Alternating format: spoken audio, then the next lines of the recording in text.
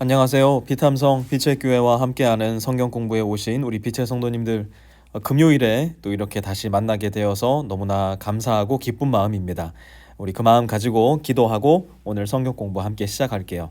하나님 감사합니다. 오늘도 이렇게 좋은 날 허락해 주신 하나님의 은혜에 감사를 드립니다. 날마다 펼쳐지는 하루하루의 일상이 너무나 평범함으로 인해서 그 안에 깃들어 있는 하나님의 섬세하시고 예민하신 손길을 우리가 느끼지 못할 때가 너무나 많습니다.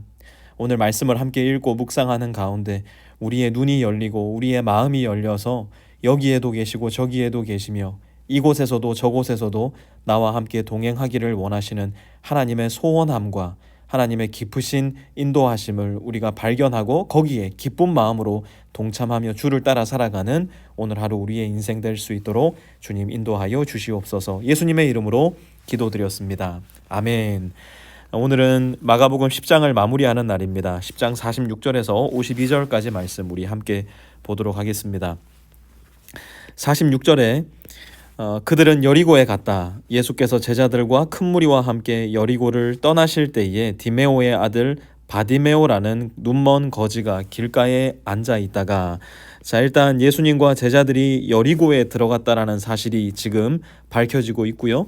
이 여리고는 예루살렘을 향해서 갈릴리 지역에서 내려와서 여리고를 통해 예루살렘으로 올라가는 주요 거점 중에 하나였습니다. 그리고 이 여리고는 이제 예루살렘으로 올라가기 위해서는 굉장히 높은 언덕을 올라갔었어야 됐기 때문에 이제 마지막으로 식량을 비축하고 배를 채우고 체력을 회복한 다음에 이제 예루살렘을 향해 올라가는 이제 소위 말해서 휴게소와 같은 역할을 하는 장소가 바로 여리고였습니다. 이제 여기에 하룻밤을 머물고 이제 그 여리고를 떠나시려고 할 때 무슨 일이 일어났는가? 디메오의 아들 바디메오라는 눈먼 거지가 길가에 앉아 있다가 라고 이야기를 합니다. 바디메오는 그냥 쉽게 이야기하면 디메오의 아들이라는 뜻이에요. 이 디메오가 똑같은 말이잖아요. 그리고 바가 이제 아들이라는 뜻을 가지고 있기 때문에 바디메오 하면 디메오의 아들이라는 뜻입니다. 그런데 이 사람이 누구냐면 눈먼 거지였대요. 아니, 눈이 먼 것도 억울해 죽겠는데 아무도 보살펴주는 사람이 없어서 거지가 된 겁니다. 이 여리고 지역에는요, 특별히 6월절이 가까워 왔을 때 엄청나게 많은 순례객들이 예루살렘을 향해서 올라갔기 때문에 그 길 가편에 수많은 눈먼 자들, 다리 저는 자들, 중풍병 걸린 사람들, 노동을 통해서 식량을 얻을 수 없는 많은 거지들이 이렇게 쭉 늘어 앉아서 구걸 행위를 하고 있었습니다. 그래서 이런 모습들은 사실 순례객들에게는 대단히 익숙한 장면이었고요. 또 순례객들 중에는 이들을 긍휼히 여겨서 도움을 주는 사람들도 적지 않게 있었습니다. 그런데 이 바디메오에게 어떤 일이 일어나느냐? 47절 한번 보십시오. 나사렛 사람 예수가 지나가신다는 말을 듣고, 이 눈먼 거지 바디메오 귀에 뭐가 들려왔느냐? 예수가 지나가신다라는 말이 들린 겁니다. 그러자 이 사람이 즉각적으로 이야기하는 게 무엇이냐? 다윗의 자손 예수님. 사실 우리에게는 이 다윗의 자손이 무슨 큰 의미가 있겠는가라는 생각이 들겠지만요, 다윗의 자손은 곧 무엇을 의미하는 것이었냐? 적어도 1세기 유대인들에게 다윗의 자손은 곧 메시아를 의미하는 거였습니다. 왜냐하면 수많은 구약의 선지서들이 다윗의 자손을 통하여 메시아가 예루살렘에, 메시아가 이스라엘에 임할 것이다. 그래서 다윗의 자손이 메시아로서 이스라엘을 구원할 것이다 라고 예언을 했기 때문이에요. 아시리아의 정복을 당했을 때, 바벨론의 정복을 당했을 때, 페르시아와 로마의 정복을 당해서 지금은 로마의 식민 통치하에 있을 때 많은 유대인들이 메시아를 기다렸는데요, 그 메시아는 반드시 다윗의 자손이어야 했고요. 예언된 말씀 그대로 예수님은 마리아의 태에 성령으로 잉태되셨을 때 마리아의 남편이 누구였냐면 바로 다윗의 자손, 곧 유다 자손인 요셉이었습니다. 마리아도 마찬가지로 유다 지파 사람이었고요. 그래서 예언된 대로 예수님은 이 땅에 오셨고요. 바로 그 이야기를 지금 이 눈먼 소경 바디메오가 말하고 있는 겁니다. 다윗의 자손 예수님, 나를 불쌍히 여겨주십시오. 왜요? 메시아가 이 땅에 오면 눈먼 사람들을 불쌍히 여겨 그 눈을 뜨게 해주겠다고 이야기를 했거든요. 다리 저는 사람을 올바로 걸을 수 있게 해주겠다고 말씀했거든요. 지금 이 소경은 아무것도 보지 못하면서도 모든 것을 보고 있는 완전한 믿음을 가지고 있었어요. 그러니 지금 메시아가 눈앞에 있다고 생각하니까 보이지 않지만 그가 나를 고칠 수 있다는 그 믿음을 가지고 외치며 말하기 시작하는 겁니다. 그런데 예수님 주변에 있는 사람은 어떻게 합니까? 많은 사람이 조용히 하라고 그를 꾸짖습니다. 왜요? 지금 그들은 엄청난 대의를 이루기 위해서 예루살렘 길을 올라가고 있거든요. 이 대의가 뭐예요? 어제도 말씀드렸듯이 로마의 최고 정점, 곧 시저의 권력을 빼앗아서 로마가 가지고 있었던 그 모든 영광을 자기들이 누리는 대의, 예수님과는 전혀 상관없는 자기들만의 대의와 꿈을 가지고 있으니 이 눈먼 거지 바디메오가 그들의 눈에 보이겠습니까? 그러니 꾸짖을 수밖에 없죠. 그런데 그는 포기하지 않아요. 더욱더 큰 소리로 외칩니다. 다윗의 자손님, 나의 메시아여, 나를 불쌍히 여겨주십시오. 무엇에 말씀한 대로요? 말씀에서 이야기하고 있는 대로 나를 불쌍히 여겨주십시오. 그러자 예수님께서 49절에 어떻게 합니까? 걸음을 멈추시고 그를 불러오라고 말씀하셨다. 왜요? 바로 그것이 예수님의 대의였어요. 아무도 거들떠보지 않는 눈먼 거지. 사람들이 꾸짖고 네가 뭔데 지금 우리의 이 왕의 길을 떠나고 있는 우리를 막으려고 하느냐. 우리는 지금 이 권력에 올라가야 되지 않느냐. 이 사람들의 대의와는 관계없이 예수님의 대의는 눈먼 거지 한 사람을 만져주시고 고쳐주시는 것. 목마른 사람에게 물을 먹여주시는 것, 배고픈 사람에게 다가가 그에게 밥을 먹여주시는 것, 바로 이것이 예수님의 대의였어요. 그래서 사람들은 예수님의 말씀대로 그 눈먼 사람을 예수님께 데리고 오기 위해 이렇게 이야기합니다. 용기를 내어 일어나시오. 예수께서 당신을 부르시오. 여러분, 얼마나 이 사람이 얄팍합니까?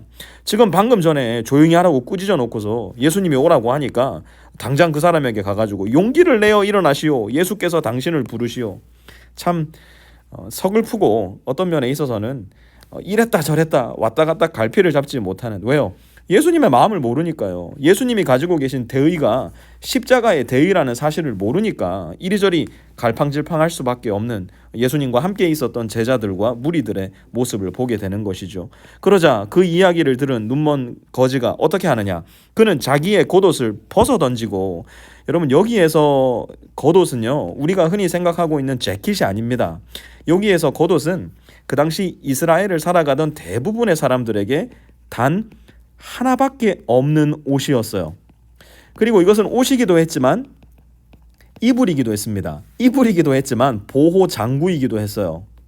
무엇으로부터? 추위로부터, 먼지로부터, 더위로부터 그들을 지키는 보호 장구. 그런데 지금 눈먼 거진이 이 하나밖에 없는 옷이 하나밖에 없었을 리는 당연한 노릇이고, 더 나아가서 이거 없으면 지금 눈먼 사람은요 그날 밤 당장 얼어 죽을 수밖에 없어요.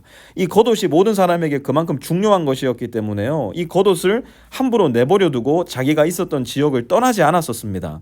우리가 그 사울이 스데반 집사를 돌로 쳐 죽이는 모습의 증인이 되었을 때 사울의 발밑에다가 겉옷을 다 모아놓는 장면을 보게 되잖아요. 그 이유가 뭐냐면 이 겉옷은 믿을 수 있는 사람에게만 맡겨놓는 그만큼 중요한 것이었기 때문에 그랬어요.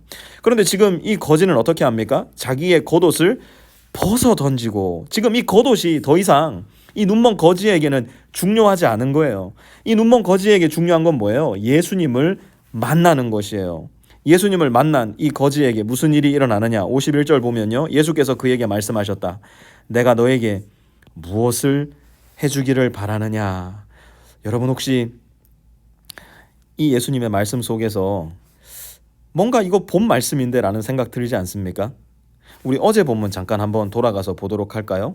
예수님께서 요한과 야고보에게 이렇게 말씀합니다. 너희는 내가 너희에게 무엇을 해주기를 바라느냐? 동시에 예수님은 내가 너에게 무엇을 하여 주기를 원하느냐? 똑같은 질문을 던지십니다.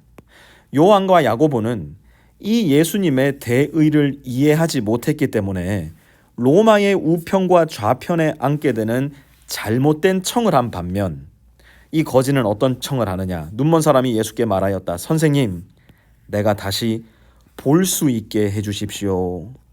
나로 하여금 볼 수 있게 해주십시오라고 예수님께 청을 드립니다.